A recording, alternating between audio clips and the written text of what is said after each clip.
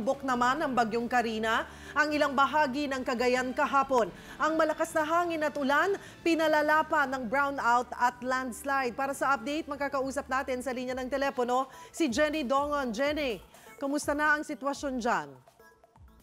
Cheryl, sa ngayon ay bumubuti na yung kondisyon dito sa Cagayan. May panakanakang pagbuhos ng ulan at ito nga paghampas ng malakas na hangin. Pero kung ikukumpara kahapon, mas okay na ngayon. Alauna nga ng madaling araw o alauna ng hapon nang maglandfall kahapon ang Bagyong Karina sa Kabuntuan Point, Gonzaga dito sa Cagayan.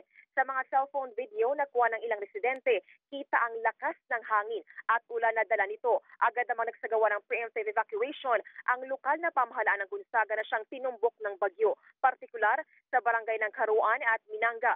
Nawalan din ng supply ng kuryente ang bayan ng Lalu, Bogi, Rizal at ilang parte ng Tugigaraw City.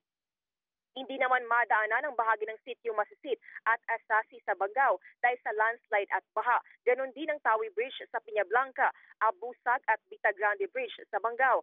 Samantala, nadadaanan na sa ngayon ang Pinakawayan Bridge sa Tugigaraw na halos lamunin ng tubig kahapon.